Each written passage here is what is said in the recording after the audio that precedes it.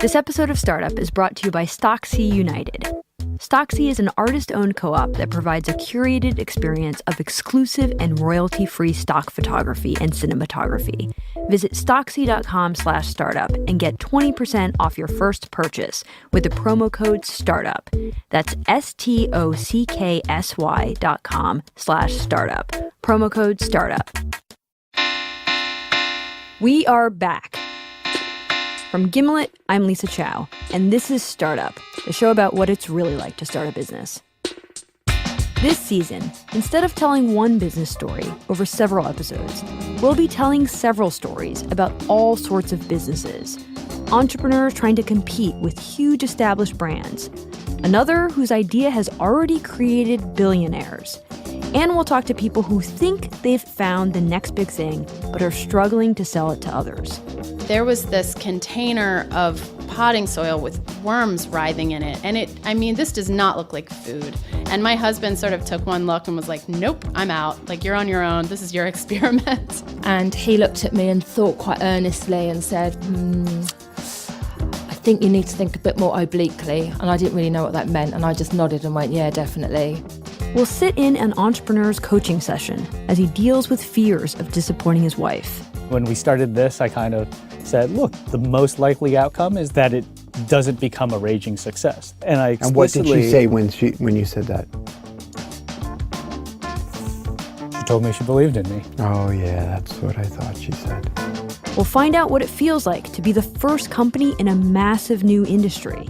And then we get this email from somebody at the Jimmy Kimmel Show asking me to be on the show. And when I saw that email, I was just like, huh? We all knew we were onto something very special.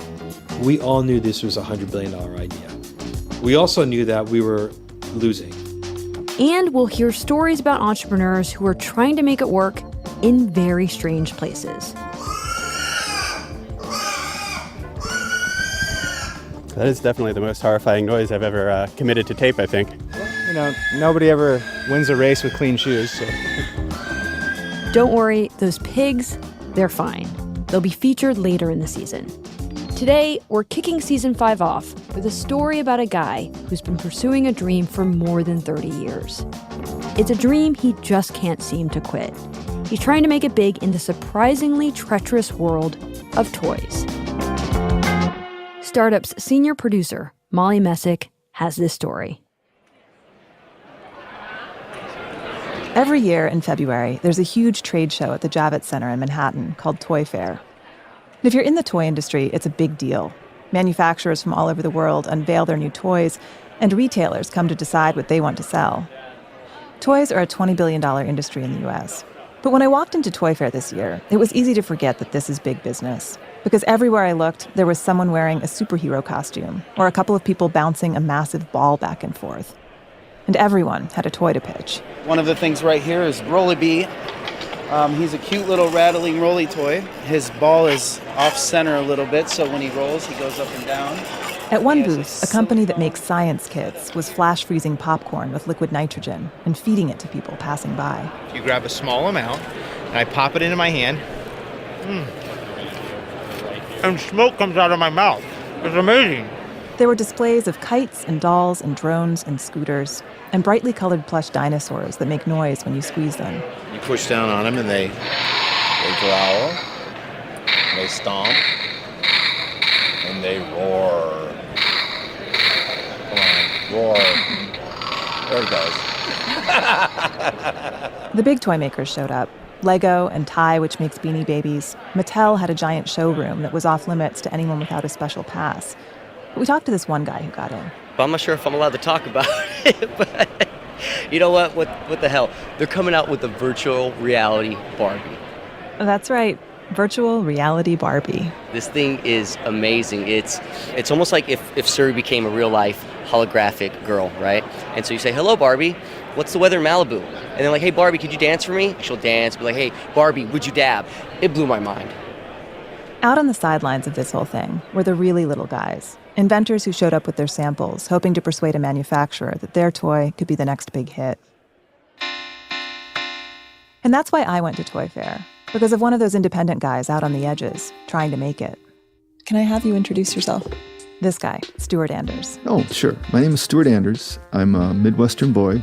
I have a degree in education, was an Army helicopter pilot for an extremely short period of time, and have been an inventor the rest of my life. The thing about Stuart is that he shouldn't be on the sidelines at all. Because once, years ago, he invented a toy that was a huge hit. It became one of the biggest toys of the 90s, and then it all went wrong. Now Stuart's starting over with a new idea and an unlikely ally. What it's like to make it to the top of an industry and to try to make it back again after you fall. The story begins in 1983 in a little town in Wisconsin. Stuart Anders was just out of college, where he'd studied to be a teacher.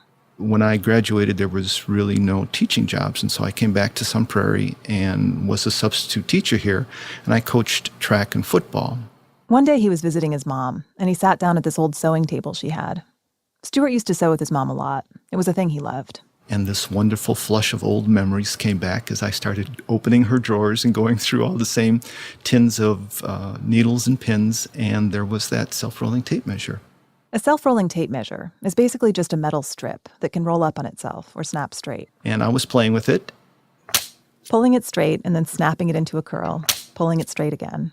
And all of a sudden, there was one of those aha moments where it just went, oh, wow, what a cool bracelet if someone would just put a piece of fabric on it. And just like that, Stuart Anders invented the slap bracelet. Here's the fall fashion statement of the pre-adolescent set, the item that's driving them in droves to the toy stores. Slap wraps, as they're called, are selling like crazy.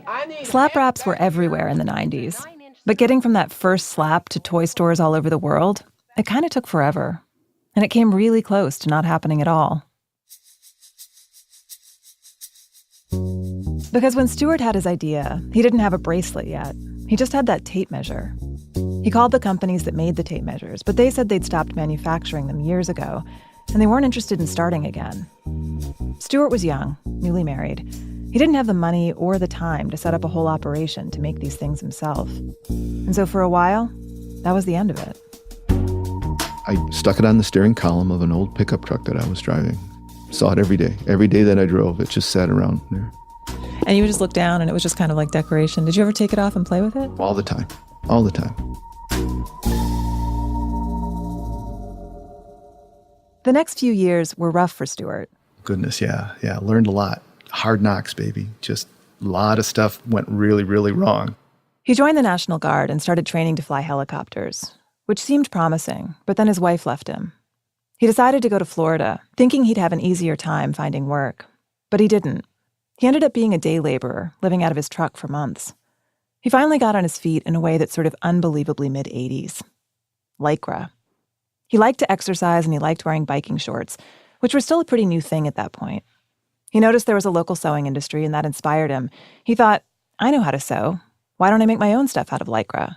He started making shorts and pants for himself and colorful leotards for his new girlfriend Diane, a hairdresser he met at the gym. People asked about their outfits, and he started getting sales. Before long, he was doing design work for a local company that made fitness gear and bathing suits. And one day, a guy named Phil Bart walked through the door. And we started talking, and, I told him I was in the toy business. We're talking about stuff, and I asked him what he did. He says, well, I'm a toy inventor. It was like one of those, seriously? And his eyes bulged out, and he says, I got to go to my car for a second. I got to show you something. And I don't know that I could have ran any faster out to my truck, and I pulled that slap, or that bracelet at the time, off my steering column. I ran in, and I remember very specifically, I grabbed his hand with my left hand, and I had the bracelet stretched out in its straight form in my right hand, and I slapped it on his wrist. Yeah, he slapped it on my wrist, and right away I knew it was a winner. And his eyes got really big, and that was it. It was just, he knew then it was a great idea, and I knew then I had found somebody that I was looking for years and years and years. Phil had been in the toy industry since the 60s. He started out as an independent inventor like Stuart and worked his way up to contracts with big companies. He even worked on Cabbage Patch dolls. They struck up a deal. Phil would be Stuart's agent. He would use his connections to help Stuart break into the toy industry. And before long, Phil delivered. He got one of Stuart's bracelets in front of a small new company called Main Street Toy. I knew right away. I knew as soon as I saw it, I knew. This is Gene Murtha, the company's CEO. I said, oh my God, that's fantastic. And I said, how'd you do that? I remember I said, we're going to sell 1 jillion of these. Has anybody ever sold 1 jillion before? I knew right away. Stuart's bracelet was different from anything Gene had ever seen.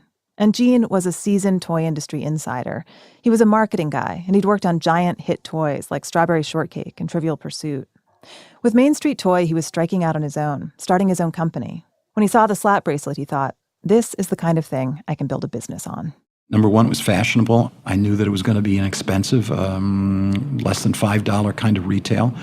I knew that we could do a lot of them and that kids would just absolutely flip over them, and they did. So now Stuart, the inventor, had a team. There was Phil, the agent, and Gene, the CEO. Phil and Stuart started working on getting a patent, and it was Gene's job to convince major retailers to put slap wraps on their shelves. And that brings us back to Toy Fair, February 1990. Gene came down to New York from Connecticut, where Main Street Toy was based. Phil and Stuart flew in from Miami.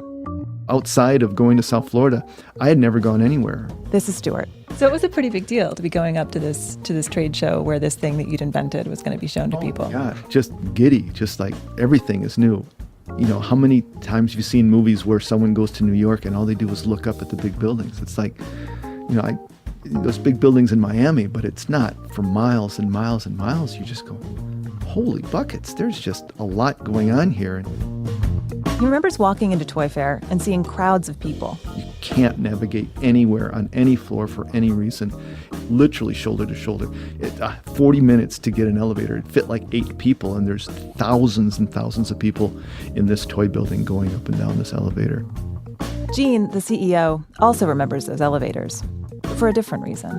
One of the anecdotal things at Toy Fair is elevator talk. You get in a New York City elevator and there's 15 other people in the elevator with you, and you overhear somebody whispering in the corner, did you get in there to see that new product on the so-and-so floor? That year, everyone was talking about slap bracelets. We were elevator talk. And then people are walking around with our samples. They're doing the slap wraps in the elevator, and what's that? Oh, you haven't seen this? And that's how you make it happen. That aha feeling that Stuart had when he first imagined the slap bracelet, it was contagious. At Toy Fair, buyers for big stores saw Stuart's slap wraps and wanted them on their shelves right away. Gene remembers when the first order came through. Shortly after Toy Fair, I went up to Pittsfield, Mass., which was the home of KB Toys. KB was a big player at the time. They had hundreds of stores and malls across the country. The buyer had been in to see us at Toy Fair, and I had given him a sample, and he flipped over it like everybody did and said, come and see me right after Toy Fair. I went up right after Toy Fair, and I sat there in his office, and he said, okay, when can you ship this? And I said, well, I think we should be good to ship in April. So he starts typing on an old computer, and with a daisy wheel printer, and then he pulls off this huge piece of paper, and he looks at it, and he looks at me, and he says, take this and make sure you ship. And I see he's ordered 250,000 pieces. And that's a huge order. It's an unbelievable order. That's a huge order for Mattel or Hasbro or anybody. To get a 250,000 piece order is huge. There's 3 or 4 of us that are doing this little Main Street toy company. And the first order was for 250,000 pieces. And that's not his forecast for the year. That's his opening order. Walking out of that meeting, Gene didn't just feel happy. He felt ecstatic. His company, Main Street Toy, was young, and now it looked like it might take off. Back in Florida, Stuart was excited too. He started hearing about orders in the millions, and he couldn't help doing the math. He'd signed a licensing deal, and he was looking at more money than he'd ever had, hundreds of thousands of dollars, possibly more. He began to daydream about what his new life would be. And then at some point, he more than daydreamed. He started making plans. There's these islands just to the west of Miami, in Biscayne Bay. They're just small little man-made little dots where people with a lot of money own places. Stuart was living with Diane by this point, the girlfriend he'd made leotards for. One day they took a little bridge from the mainland to get out to one of those islands he's talking about, called Hibiscus Island. I drove across and it was just driving around. It's kind of a circular drive. and there was this place for sale, and it was a very, very large place, pretty decrepit though. And so I crawled over the fence, and we're kind of looking around, and I just, this is on the water with the dock, with the boat, everything, huge, huge lot. I know it would take just huge amounts of money to buy the place, but I called an architect. We had an architect come out, and we started talking about what it is that I wanted and how we were going to do. The gentleman that owned it, he showed me around, and he had a helipad out back, and this place was it. It was all going just right, and Stuart still remembers the thrill of seeing his own invention show up in stores. Literally every store you went into had some. Every grocery store, every place that sold anything, anywhere, had them there. Gas stations, every place. Problem is, they weren't Stuart's slap bracelets. They were knockoffs. Before Main Street Toys' first shipments had even gone out to toy stores, imposter slap wraps started showing up for sale. I don't remember how I first heard about it. Gene again, the CEO. But I remember seeing one. It might have been from Phil. It was like, oh my God, how did they beat us to market?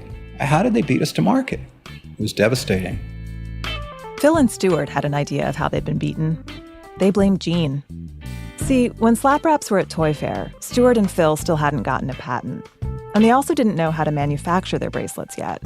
Those samples that Gene gave away, Phil and Stuart made them by hand, working together in Phil's kitchen. They scrounged up some tape measures like the one that inspired Stuart in the first place, and they painstakingly wrapped them in fabric. They say they told Gene not to give them out because they were worried about being copied. But Gene says no one ever told him any of that. Before long, Gene, the CEO, and Phil, Stuart's agent, were arguing about more than the knockoffs. According to an article from the time, they fought over all kinds of things, like who was supposed to manufacture the slap wraps, and what the wholesale price should be, and who would pay Stuart's royalties. Pretty soon, there were lawyers involved. And Gene says all of that was a huge distraction from their business at a moment when they really needed to focus. The fad is going to pass. So you got hot because the market is receptive to a fad, and you're going to get cold for the same reason.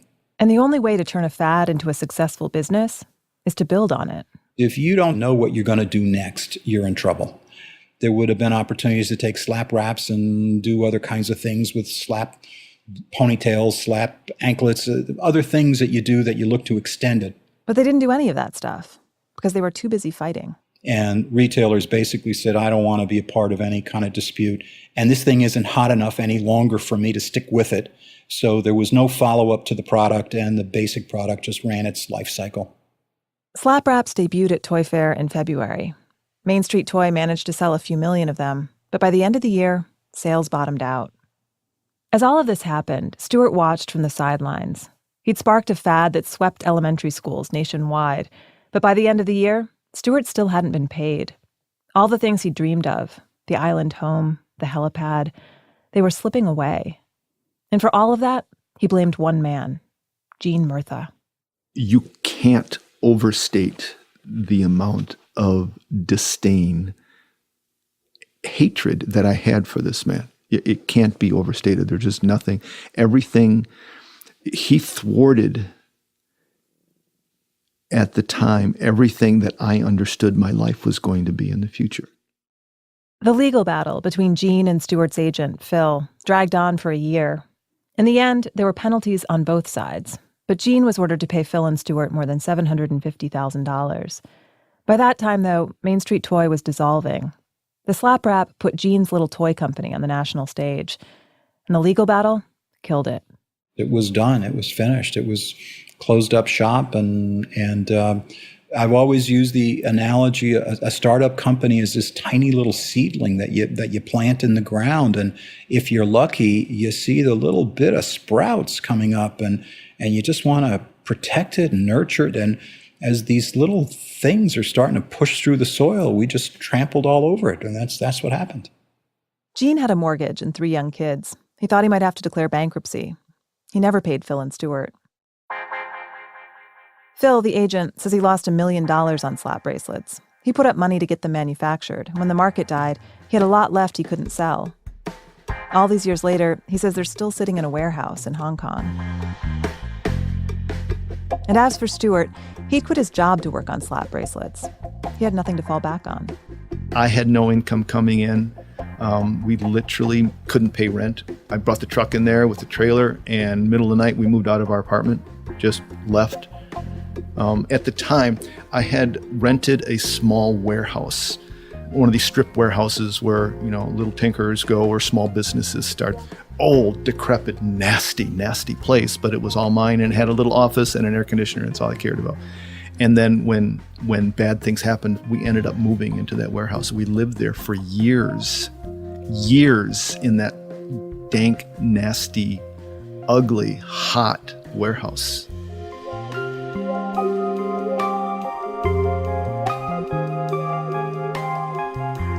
Coming up, how Stuart eventually got himself out of that nasty, ugly warehouse in South Florida. That's after the break.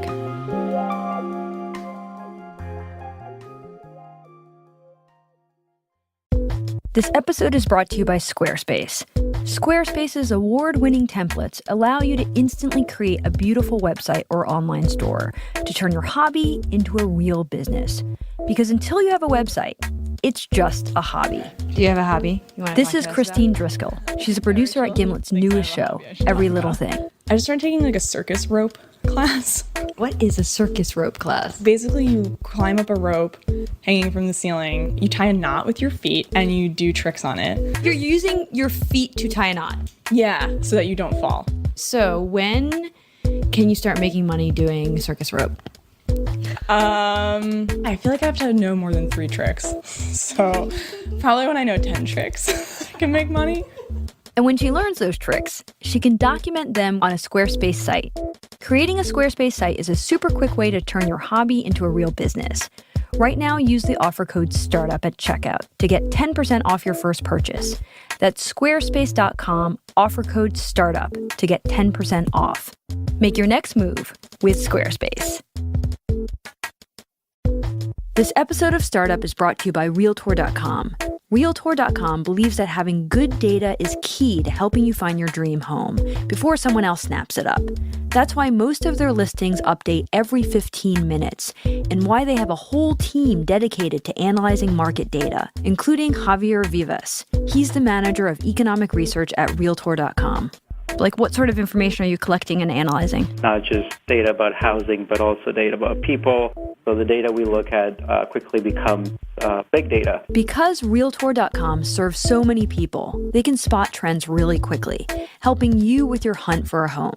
But Javier's team also knows that each search is unique. Not every millennial is the same. You think of a 30-year-old in Arkansas versus a 30-year-old in a suburb in Portland. So one of them might have small kids already, whereas the person in Portland might just be starting to think about settling down. Settling down doesn't mean settling. Start your search for your dream home by visiting Realtor.com/startup today. That's REALTOR.com/startup.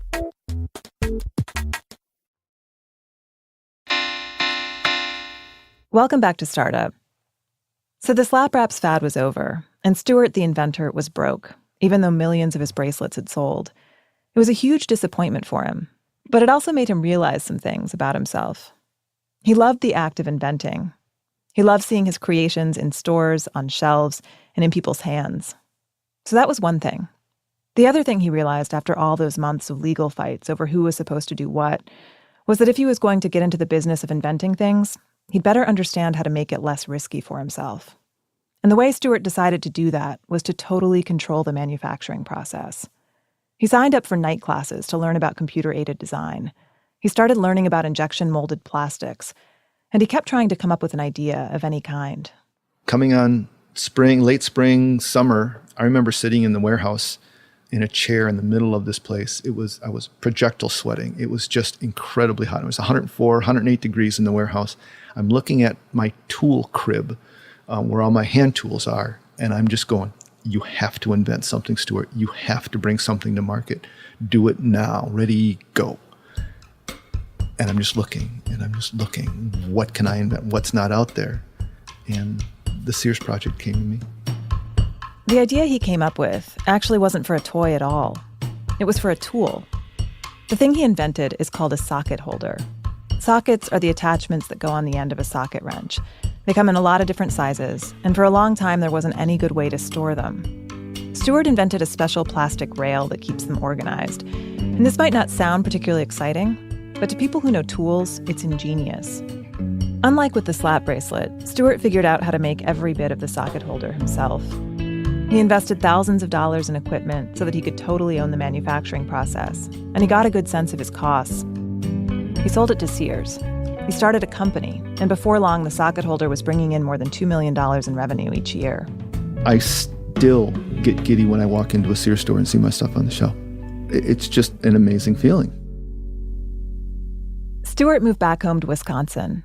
He built a big house there and a new production facility in Florida, where he still has employees. And just when it seemed like he'd finally found success, everything unraveled again. The ribbon-cutting ceremony for that Florida building was September 29th, 2008, also known as the day the stock market crashed. Suddenly, all of Stuart's property was underwater, and pretty soon the recession hurt Sears, too. Revenue from his socket holder was cut in half. And then, totally out of the blue, Stuart got a note from someone he hadn't heard from in 20 years. So the date is 1/5 of 2012 at 07:32. Stuart's sitting at his desk, looking at a message he got on LinkedIn. It says, Jean Murtha has indicated you are a person they've done business with at Main Street Toy Company. And it reads, Hi, Stuart. I've retired from toys. Will always recall your invention as one of the most brilliant creative insights I ever saw. Don't know what happened after we lost contact, but time heals. I would love to reconnect if okay by you. Maybe we can fill in some blank spots together. Best, Jean Murtha. And so what did you think when you got that note? I didn't know what to think. What's his intent? What does he want? What does he need? Why is he contacting me? Just trying to dig through it, drill a hole in it. You know, what's it? Turn it inside out. What's it about? Why? You know, that's just who I am. So you were a little suspicious, you're saying at first. Oh, absolutely. And what he's saying there is not insignificant, right? I'll always recall your invention as one of the most brilliant creative insights I ever saw. And that seemed, for me at the time, it seemed over the top. It's like, what does he want? It's like, why would you be saying that? It was a nice product, but brilliance. I don't equate brilliance with the slap wrap. I just was the lucky one who saw a bracelet before someone else did, and so I think his choice of adjectives just was like, really. Stuart has invented a bunch of different things over the years. A line of promotional goods for college sports teams, a couple of plastic chew toys for large parrots, a colorful beach shovel with holes in it for collecting shells. But ever since the slap wrap, he's never sold another toy.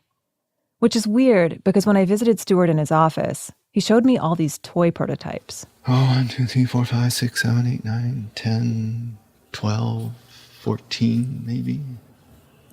14 toys? On a shelf of how many things? 30 or so, 35. So half of your ideas here are ideas for toys. I guess they are, aren't they? Why is that? It's where my brain goes. I have no idea why. After thinking about it some more, Stuart says he likes that toys are 100% creative. They don't need to have a practical purpose. They just have to be fun, and that makes them exciting to invent. But even Stuart is surprised when he looks at how many toys he's made. I knew there was a lot of toys over there, but when you start counting them in comparison to all of the other stuff, well, that's really interesting. But why aren't you selling any of those, Stuart? I don't know. Why am I not selling any of those things, Stuart? Did my hand really get burnt that bad? So when Stuart got that note on LinkedIn from Jean, his old slap wrap partner, he was torn. On the one hand, he thought Jean was responsible for a lot of bad things in his life. For slap wraps going wrong, for his move into that dank warehouse where he lived for years. But on the other hand, Stuart really wanted to sell another toy, and Jean might be able to help him do it. The toy industry is really difficult to break into, even for a guy like Stuart, who once invented a huge hit. Stuart actually took a couple of his inventions to Toy Fair himself, just a few years ago, but he didn't get any traction. He could see on LinkedIn that Jean had gone on to become a pretty big deal. A top executive at Mattel, and then the president of Gund, the teddy bear company. But something else he noticed convinced him to reach out. He He saw that Gene volunteered for a business mentoring organization he admires. It made him question his understanding of who Gene was. Made him think, maybe I should give him another chance. This is what Gene says about hearing from Stuart again. It was like going to confession and having absolution. It was forgiveness. I felt so good after that. I really did. Late last year, Stuart flew to Pennsylvania to meet Gene in person. They met at a restaurant, and one by one, Stuart took his toy ideas out of the suitcase he'd brought with him. The thing that caught Gene's eye was a round 3D puzzle. It has chunky pieces that are oversized and a little bit flexible, like firm Nerf material, but with a smooth surface. Stuart showed it to me when I visited.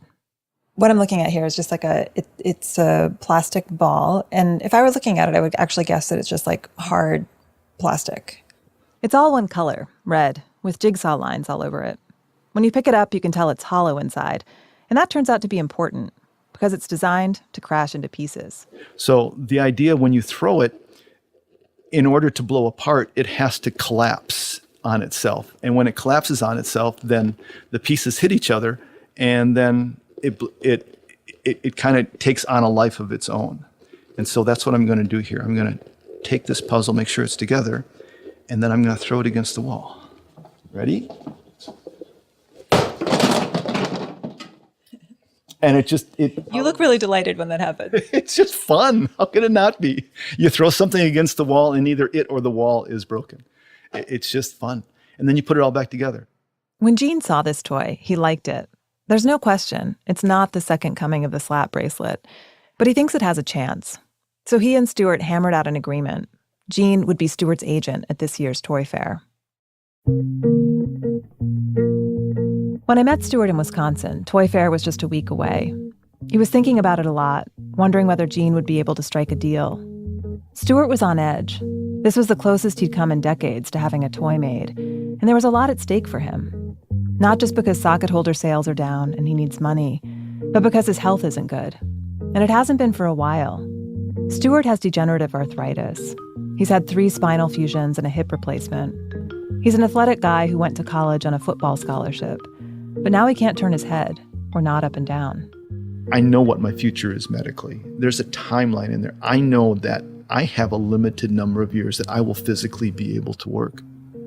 How old are you, Stuart? 57. And by your calculation, how much time do you have before you don't think you'll be able to continue to do your day-to-day work? Based on my familial history, at 65, I will probably not be walking. I will probably be in a wheelchair by then.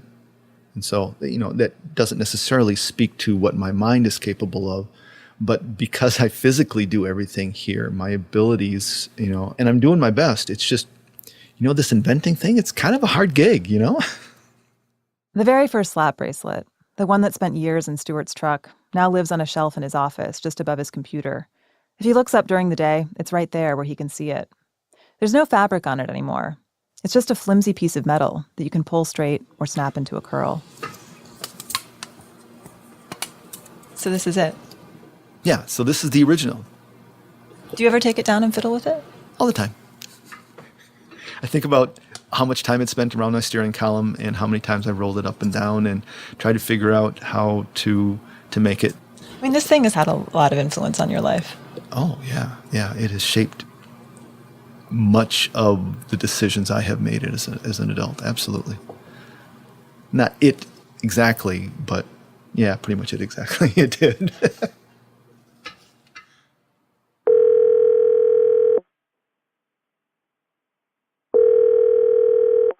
Good morning, Gene. How are you?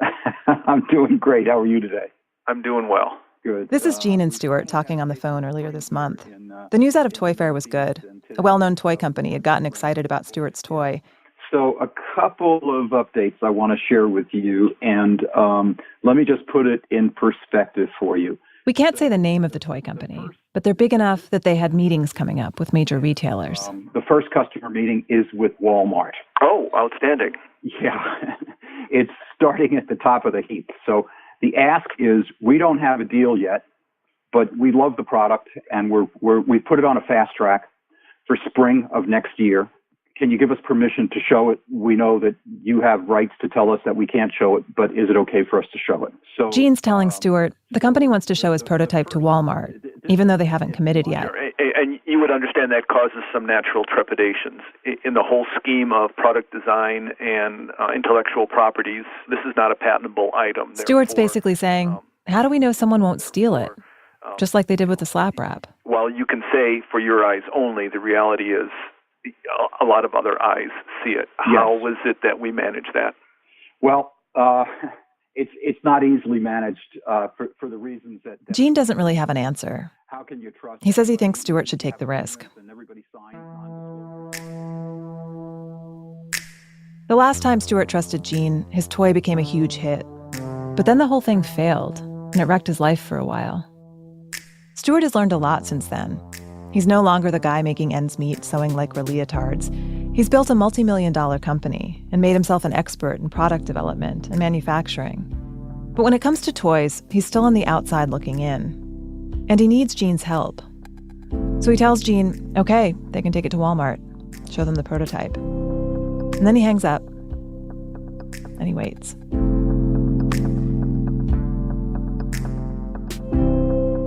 Molly Messick is senior producer of StartUp.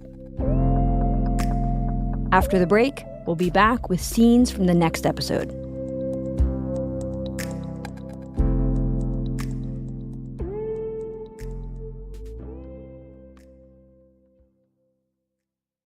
Thanks to our sponsor, Squarespace. Squarespace is used by a wide range of businesses, musicians, designers, artists, restaurants, and more. Everyone can benefit from Squarespace's beautiful, award-winning templates and easy-to-use all-in-one platform.